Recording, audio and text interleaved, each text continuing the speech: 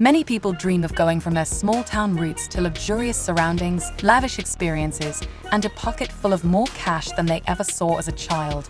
But few people actually manage accomplishing such a thing.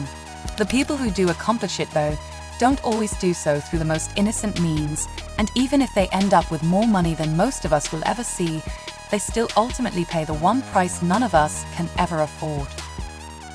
Welcome to Criminist. Let's take a journey together and unravel the real-life story of the boss of bosses and how his throne was taken.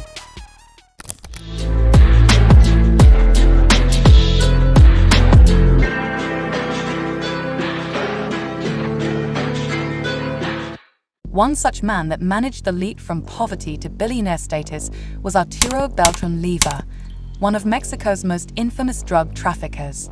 Arturo's ability to do such a thing is respectable if nothing else, seeing as how when he was a child he was illiterate and from a struggling family.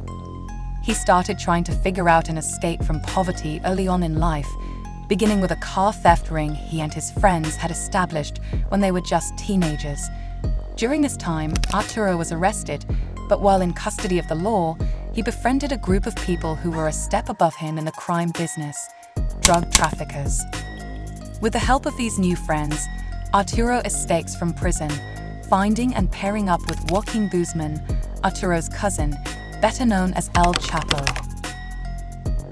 Arturo was a very high-ranking member of the Sinaloa Cartel and remained loyal to them for the beginning years of his time as a drug trafficker. However, his trust for them would soon run out. While under the Sinaloa Cartel, Arturo's organization assisted in producing marijuana, cocaine, methamphetamine, and heroin, as well as transporting all of these products and wholesaling. It didn't just end there, though. Arturo's organization was ruthless. They were responsible for human trafficking, money laundering, extortion, kidnapping, murder, torture, and any other variation of violence you can think of. However, Arturo Beltran Leyva, one of Arturo's brothers, was captured by the Mexican military on January 21, 2008, which sowed distrust between the Beltran Leyva family and the Sinaloa Cartel, as the brothers suspected it was El Chapo who gave up Alfredo in the first place. This led to the brothers separating from the Sinaloa Cartel and forming the Beltran Leyva Cartel, named after the brothers Arturo, Alfredo, Carlos, and Hector Beltran Leyva. After splitting from the Sinaloa Cartel, the Beltran Leyva Cartel became allies with the Gulf Cartel and Los Zetas. The split from El Chapo didn't exactly hurt their business either, as Alfredo was quite the valuable asset for someone to turn their back on. His influence reached even the Attorney General of Mexico's office, with many top-ranking officials being happily bribed by Alfredo. Their job was to tip off the Beltran Leyva cartel on any planned move against them, and of course to slip over $400,000 in their pockets on a monthly basis to turn a blind eye to any crimes committed by the Beltran Leyva cartel. Despite this protection from the law, by the law, tensions were still rising between the Beltran Leyva cartel and the Sinaloa cartel, as the betrayal on Alfredo was not taken lightly. In an act of retaliation, the Beltran Leyva cartel ordered a hit on El Chapo's son, Edgar Guzman. Though this kick-started a civil war of sorts within the Sinaloa cartel, most of the drug traffickers involved still adamantly stood by El Chapo's side. While this is occurring, Arturo is spending his life moving between safe houses in Guerrero and Morelos, ordering his people to slowly take out any federal entities known to be corrupt on the side of the Sinaloa cartel, information they mostly already had considering their prior affiliation. However, things weren't going entirely without a hitch on the Beltran Leyva side of things, as their federal and criminal enemies alike were making progress on removing them from the playing field. In May of 2008, the United States Department of Treasury sanctioned Arturo under the Kingpin Act, which is an act that prohibits United States entities from doing any sort of business with him. Thanks to this legal development, he was essentially left with nothing but frozen assets on the United States.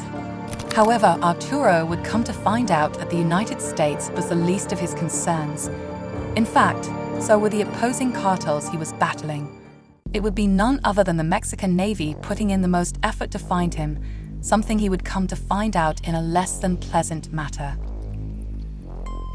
On December 11, 2009, Arturo was having a Christmas party in one of the most fancy houses of a gated community.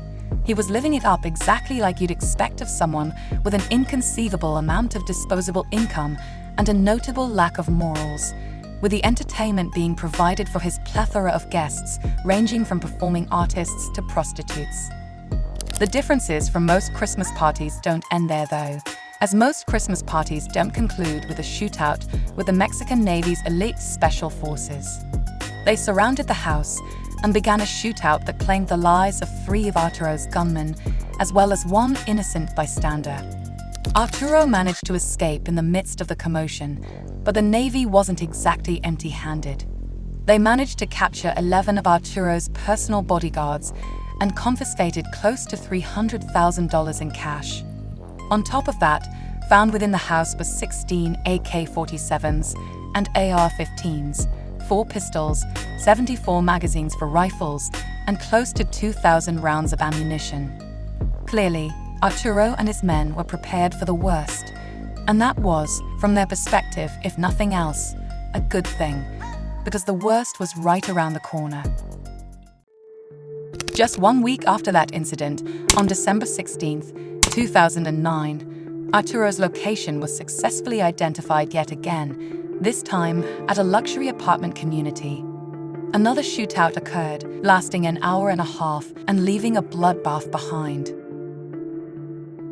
The shootout was ruthless, with the beginning of the event being a mostly deafening stalemate of gunfire and explosions. Arturo and his bodyguards were equipped with just as much weaponry as before, this time holding on to handmade fragmentation grenades, as well as their plethora of rifles.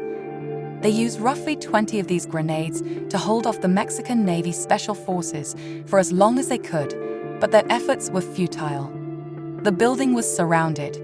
2 Army tanks, 2 Navy helicopters, and over 200 soldiers were surrounding the building, and every single one of them was set on bringing Arturo Beltran Leyva to justice. 3 of his gunmen were killed in this shootout, and one of them decided to take his own life in the commotion.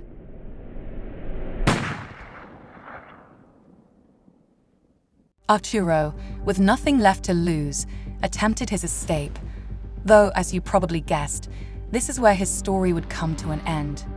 He wouldn't even make it out of the building before being rained down on with bullets, ending his reign in the drug world. Before his death, the Mexican government had listed Arturo Beltran Leyva as one of its 24 most wanted drug lords. He was a moving target, and even though he had many corrupt government officials and police in his pocket, he couldn't bribe them all. In this case, the Navy Special Forces were the breaking point in the war against Arturo and the Beltran Leyva cartel. They were superior fighters and operated beyond the reach of corrupting influences. They say everyone has a price and can be bought. That may be true, but the price you pay isn't always in dollars. Now, let's check out this next video and unravel another thrilling real-life story of a criminal who utilized their unique talents to commit heinous crimes and get rich.